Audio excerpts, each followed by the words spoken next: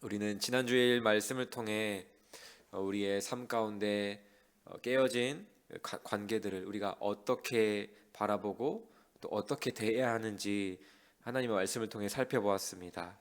세상은 그 깨어진 관계 또 불편한 관계에 대해서 그냥 손절해 버리거나 적정한 그 거리두기의 방식을 선택하지만 하나님의 방식은 손절이 아닌 대면함으로 화해하고 다시 그 관계를 회복하는 여정, 그리고 거리두기가 아닌 놓아주고 또 기다렸다가 다시 다가가기라는 긴 호흡의 여정이라는 것을 우리는 살펴보았습니다.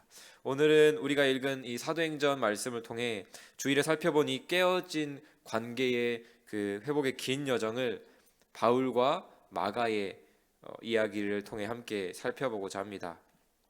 먼저 오늘 본문의 사건이 일어나기 전 35절의 말씀을 보면 이렇게 이야기를 하고 있습니다. 바울과 바나바는 안디옥에서 유하며 수단 다른 사람들과 함께 주의 말씀을 가르치며 전파하니라. 안디옥에서 함께 말씀을 전하던 최고의 동역자 관계였습니다. 그런 두 사람이 오늘 본문을 보면 하루아침에 심히 다투고 갈라서는 모습을 볼 수 있습니다. 39절은 이렇게 말하고 있습니다. 서로 심히 다투어 피차 갈라섰다. 여기 심히 다투었다라는 이 말은 원어적으로는 감정이 격해지고 고성이 오고 갈 정도의 큰 충돌이 있었다는 것을 의미합니다. 얼마 전까지만 해도 한 마음으로 함께 말씀의 사역을 했던 두 사람이 이제는 더 이상 함께 할 수 없을 만큼 큰 갈등을 겪게 된 것이죠. 이 다툼의 원인은 무엇이었을까요? 이 갈등의 원인은 마가 한 사람이었습니다. 1차 우리가 소위 1차 전도 여행이라고 말하는 그 전도 여행 때 마가는 중도의 이 사역을 포기하고 이들을 떠나고 돌아갔던 경험이 있었습니다. 특별히 이번 여행은 새로운 개척이 아니라 오늘 본문에서 이야기하고 있는 것처럼 이미 세워진 교회들을 다시 돌아보고 점검하는 중요한 사역이었습니다. 혹독했던 이거 1차 여정을 다시 가야 하는 상황에서 바울은 마가가 아직 준비되지 않았다라고 판단한 것입니다. 1차의 여정들을 보면은 바울이 거의 죽기 직전까지 매를 맞고 성문 밖으로 버려지기까지 하고 엄청나게 치열한 영적인 육체적인 전쟁터였기 때문입니다. 그래서 어린 마가는 아직 준비가 안 됐다. 특별히 또 한 번 포기한 경험이 있기 때문에 아직은 이르다라고 판단한 것이죠. 감정적인 판단이 아니라 또 사역적인 판단이고 어쩌면 마가 그 자신을 위한 판단이었을 수도 있을 것입니다. 반면 바나바는 달랐습니다. 바나바가 어떤 사람입니까? 그는 회심한 바울을 예루살렘 교회가 받아들이지 않을 때에 앞장서서 바울을 변호해 주었던 사람입니다. 실패한 자에게 다시 기회를 주고 은혜의 사람으로 설 수 있도록 돕는 자의 역할을 감당하던 자입니다. 게다가 오늘 본문에 나오는 이 마가와는 친척 관계에도 있었습니다. 결국 이 바나바는 마가를 품고 다시 한번 기회를 줍시다. 그 실패를 겪었으니 도리어 이제는 그 실패를 발판 삼아 힘차게 사역을 할 수 있지 않겠습니까? 라고 제안을 했던 것이죠. 결국 바울과 바나바의 기준과 이 시선의 차이는 좁혀지지 않았고 두 사람은 심히 다툰 끝에 갈라서게 됩니다. 위대한 이 초대 교회의 지도자들의 다툼, 싸움, 우리는 어떻게 이해해야 될까요? 사도들이 어떻게 그럴 수가 있나 조금 더 성숙하게 지혜롭게 하지 생각하거나 원칙이냐 용납이냐 바울 편에 서거나 바나바 편에 한쪽 편에 서서 뭔가 정답을 고르고 싶기도 합니다. 그러나 본문은 어느 한편의 승패를 기록하지 않습니다. 다만 그 갈라짐을 통해 이제 새롭게 펼쳐지는 하나님의 일하심을 우리로 하여금 보게 합니다. 그렇다면 평소 너무나도 존경하고 따랐던 두 스승, 아버지와 같은 바울과 바나바가 갈라서는 그 다툼의 현장 가운데 지켜보았던 마가, 그것도 자기 때문에 다투고 있는 그 두 스승을 바라보고 있던 마가의 심경은 어땠을까요? 그 자신도 앞선 사역의 실패로 인해 생겨났던 그 자책감과 그 상처가 채 아물기도 전에 두 사람의 깨어짐을 보며 더 큰 괴로움에 빠졌을 것입니다. 내 실수가 이 논쟁과 이 다툼의 원인이야 라고 생각하며 수치감과 자책감에 빠졌을 수도 있습니다. 또 바울의 주장을 들으며 나는 정말 바울 사도의 말처럼 더 이상 자격이 없는 자일까? 두려움 가운데 빠졌을 수도 있고요. 바나바의 이야기를 통해서 나를 포기하지 않고 나를 감싸주는 그 마음에 감사하기도 하고, 또 한편에는 나는 이 가운데서 어떻게 반응해야 하나, 어떻게 해야 되나 아주 혼란스러웠을 것입니다. 우리는 이쯤 되면 하나님께 또 이 본문 안에서 질문이 생길 수가 있습니다. 그것은 바로 하나님이 왜 이러한 다툼을, 이 관계의 깨어짐을 허용하셨을까라는 질문이죠. 하나님께서 이 두 사람에게 성령 충만하게 해주셔서 다투지 않고 지혜로운 결정을 하게 해주셨으면 더 좋지 않았을까?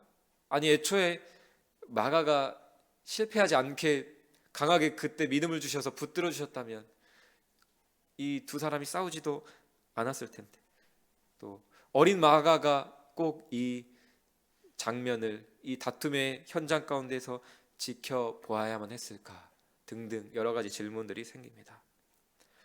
바울이나 바나바나 마가나 그 어느 누구에게도 유익해 보이지 않는 이 관계의 깨어짐 같습니다. 하지만 하나님은 바울과 바나바의 깨어짐을 통해 이 현장에 있었던 당사자들 모두를 성장시키시고 성숙되게 하십니다.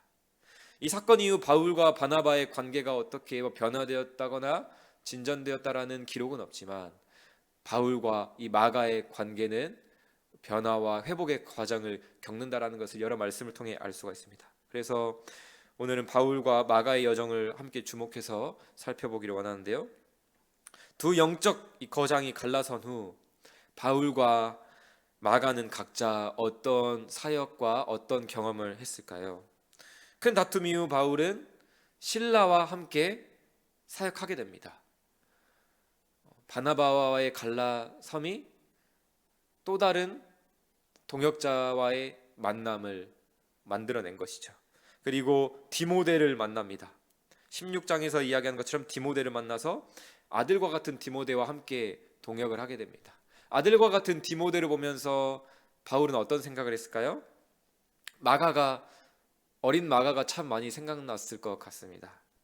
그리고 그런 마가를 떠올릴 때마다 어쩌면 그 과거의 연약함과 서로의 부족함이 있었기 때문에 이제는 새롭게 만난 이 디모데를 향해 디모데의 크고 작은 실수를 이번에는 더 기다려주고 용납해줄 수 있는 사도 바울이 되지 않았을까 생각해 봅니다. 그리고 이후에 있었던 고린도 교회, 갈라디아 교회를 보면 어떻습니까? 정말 많은 문제가 있었던 교회들이죠. 그런 문제 많은 교회들을 경험하고 사역하면서 어쩌면 마가와는 비교할 수 없는 그런 심각한 교회의 모습을 보며 인간은 거듭났어도 여전히 하나님의 은혜와 용서가 필요하다는 것을 더욱 절실히 느꼈을 것입니다. 그러면서 동시에 그렇게 더 기다려주지 못하고 용납해주지 못했던 마가가 떠올랐을 것 같습니다. 한편 마가는 어땠을까요? 이 다툼 이후에 마가는 39절의 말씀처럼 바나바와 함께 구브로로 떠납니다. 그곳은 어떤 곳이냐면 바나바의 고향입니다. 왜 이 다툼 이후에, 이 갈라섬 이후에 바나바는 구브로를 택해서 마가를 데려갔을까요? 그것은 아마도 아직은 어린 마가가 회복하며 천천히 사역을 다시 배워갈 수 있는 안전하고 적합한 곳이 자기의 고향이라고 생각했던 것 같습니다. 그리고 이후에 베드로전서 5장 13절을 보면 마가는 베드로의 제자, 아들과도 같은 자가 되었다라는 것을 알 수 있습니다. 마가는 베드로를 만나, 그리고 베드로를 통해 어떤 이야기를 들었을까요? 아마도 베드로의 이야기를 많이 들었을 것 같습니다. 베드로의 실패, 그러나 예수님의 용서와 사랑으로 다시 회복되어 말씀의 사역자가 된 이 베드로의 이야기를 들으며 마가는 위로와 격려를 받았을 것입니다. 이렇게 이 모든 시간을 통해 마가는 이후에 어떤 사람이 됩니까? 제자들의 그 실패와 그런 실패도 불구하고 용서하시고 용납하시는 예수님의 그 사랑을 마가복음을 통해 아름답게 그려내는 자가 되었습니다. 그 깨어짐과 그 실패의 경험이 그것에서 그치는 것이 아니라 회복의 여정을 지나 우리가 지금 읽고 있는 이 말씀을 기록한 아름다운 열매를 맺게 하나님께서 인도하신 것이죠. 이처럼 서로를 향한 놓아줌과 하나님의 일하심을 기다리는 이 기다림의 시간을 통해 바울과 마가는 각각 서로를 이해하고 품을 수 있는 영적 어른으로 성장하였습니다.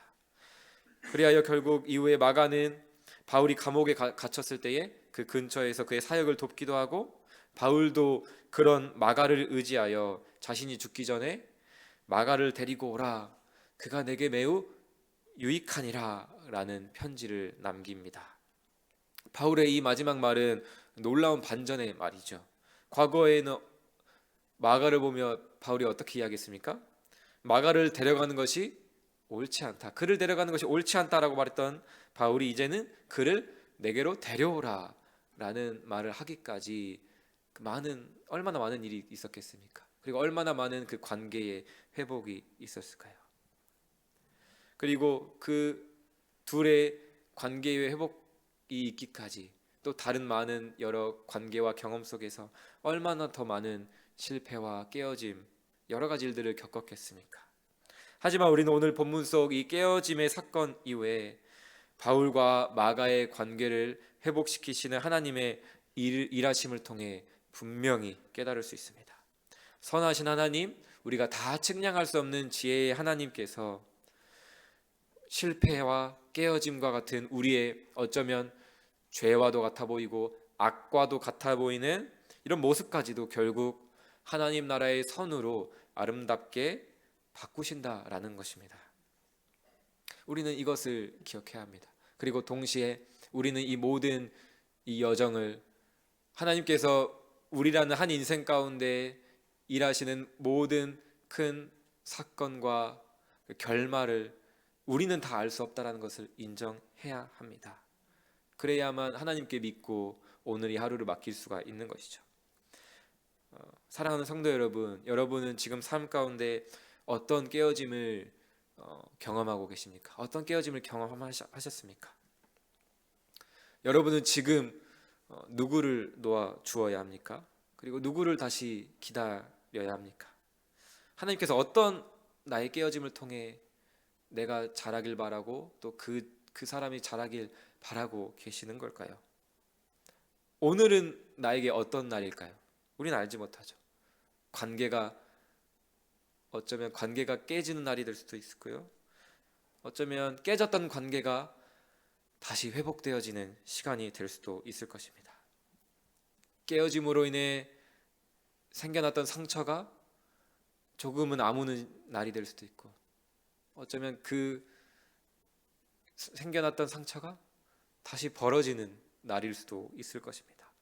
놓아주어야 하는 날인지 기다려야 하는 날인지 대면해야 하는 날인지 우리는 알지 못합니다. 하지만 주님은 아신다는 것입니다. 그렇기 때문에 우리는 우리 인생 가운데 맺는 우리의 모든 관계와 이 관계의 여정과 결말을 아시는 주님께 이 아침 기도해야 될 줄 믿습니다. 그분을 믿음으로 주님께 아뢰고, 하나님, 오늘은 저에게 어떤 날입니까? 이 관계 가운데 저는 오늘은 어떻게 다가가야 하는 날입니까? 주님, 말씀하여 주시옵소서. 그리고 주님의 말씀하심에 순종의 자리로 나아갈 수 있도록 우리를 인도하여 주시옵소서. 그렇게 기도하는 이 아침이 되기를 주님의 이름으로 축복합니다.